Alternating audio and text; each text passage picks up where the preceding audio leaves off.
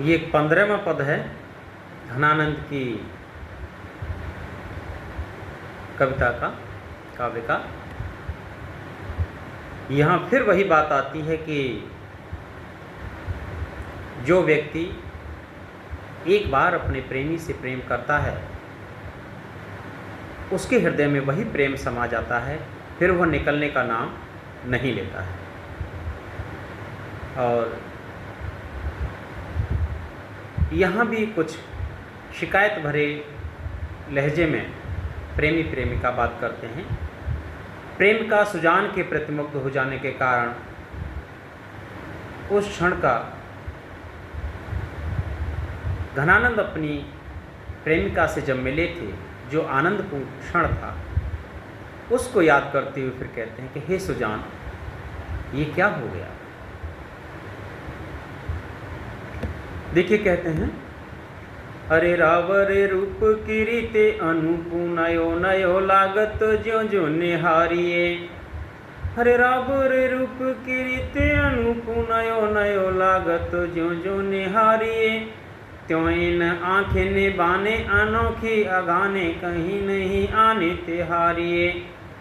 एक ही जीव हो तो सुतो बार्यो सुजान संकोच और सोच सहारिये।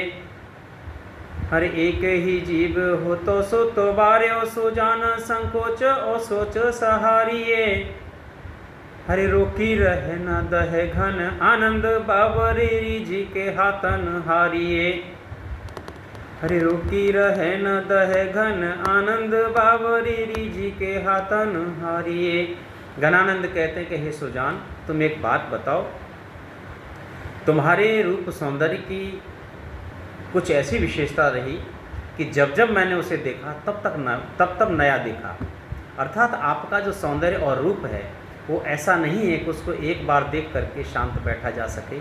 अर्थात आपके सौंदर्य की जो नवीनता है वो हर क्षण हर पल बदलती रहती है। यानी संस्कृत में कहा है कि क्षणे क्षणे यन्नवता मुपेत तदैव रूपम प्रमणितायाम। यानी जब जब मैंने देखा नया लगा, उसी तरह से मेरी आँखों को आदत पड़ गई है तुम्हारे रूप को बार बार देखने के लिए। और जब तक तुम्हारे रूप को देख नहीं लेते हैं तब तक मेरी आँखों की जो प्यास है, जो भूख है, वो मिटती नहीं है।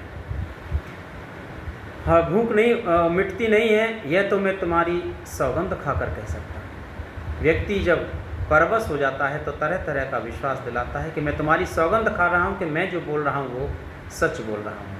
मेरा जो मन था वो पूरी तरह से तुम्हारे साथ नौजावर कर दिया। बड़े संकोच के साथ और बड़े सोच विचार के साथ मुझे ये कहना पड़ रहा है कि तुमसे प्यार किया जाए, लेकिन क्या करूं, मैं तो अपनी रीझ, अपने मुग्ध होने की आदत से, अपने फिदा होने की आदत से इतना मजबूर हो गया हूं कि मैं अपने आप को रोक नहीं पा रहा। तुम्हारे ऊपर रीझता नहीं तो अब क्यों इतना दुखी होना पड़ता। अर्थात मैंने तुम्हारे प्रति अपना जो सर्वस्व समर्पित कर दिया, इसी का परिणाम है कि आज इतना कष्ट मुझे उठाना पड़ रहा है।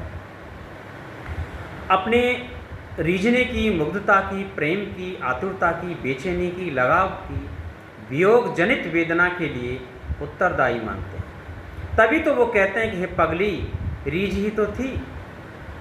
कहते हैं ना कि प्यार अंधा होता है। बोले मैं अंधा ही तो था जो बिना सोचे समझे मैंने तुमको अपना बना लिया, तुम्हारे प्रति मैं समर्पित हो गया।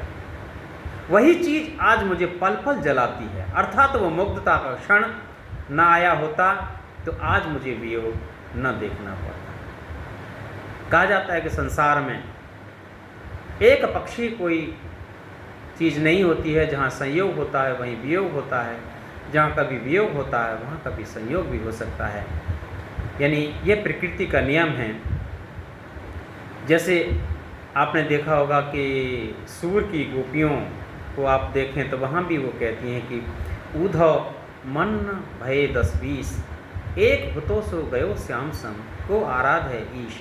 अर्थात ऊधो, तुम हमें समझाने की कोशिश मत करो, हमारा जो मन है, हमारा जो हृदय है, कोई 10-20 नहीं है, एक था, वो कृष्ण के साथ चला गया। कॉकरोच की तरह 16-17 हृदय नहीं है हमारे पास जो बांटते फिरें एक उधर एक उधर। हमारे पास एक हृदय था, वो कृष्ण का है। इसके अलावा हम तुम्हारे किसी भी ईश्वर की आराधना करने में अक्षम हैं।